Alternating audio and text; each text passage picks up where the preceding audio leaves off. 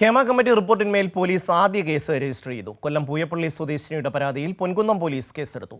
അതേസമയം ഇതേ പരാതിക്കാരിയുടെ പരാതിയിൽ പൂയപ്പള്ളി പോലീസും എഫ്ഐആർ ഇട്ട് SITക്ക് കേസ് കൈമാറി.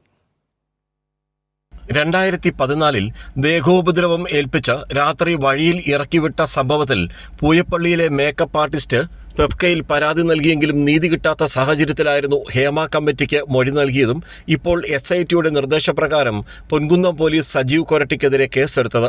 താൻ പരാതിയിൽ ഉറച്ചു നിൽക്കുന്നുവെന്ന് യുവതി കൈരളി ന്യൂസിനോട് പറഞ്ഞു. തുടർ നടപടിയായിട്ട് തന്നെ സഹകരിക്കുക മാത്രമല്ല, കാരണം ഇതിൽ വ്യക്തമായ തെളിവാണ്.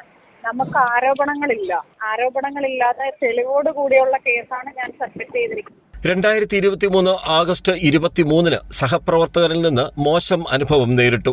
തനിക്ക് മേക്കപ്പ് ആർട്ടിസ്റ്റ് ലൈംഗിക ചുവയുള്ള വീഡിയോ ഇമോജി അയച്ചെന്നും പൂയപ്പള്ളി സ്വദേശിനി SITയോട് വെളിപ്പെടുത്തിയിരുന്നു.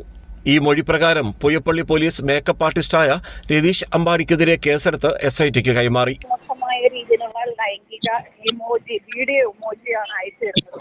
ഫെഫ്കയിൽ നിന്ന് തനിക്ക് നീതി കിട്ടിയില്ലെന്നും പൂയപ്പള്ളി സ്വദേശിനിയായ മേക്കപ്പ് ആർട്ടിസ്റ്റ് കൈരളി ന്യൂസിനോട് പറഞ്ഞു. ഫെഫ്കയിൽ നീതി കിട്ടിയില്ല. B. ഉണ്ണികൃഷ്ണ സാറിന്റെ സമക്ഷത്തിൽ ഞാനത് കാണിക്കുമ്പോൾ പുള്ളി ഒന്ന് കാണാൻ കൂടി കൂട്ടാക്കാതെ അത് റിജക്ട് ചെയ്യുകയാണ് ചെയ്തത്. രാജ്കുമാർ, കൈരളി ന്യൂസ്, കൊല്ലം.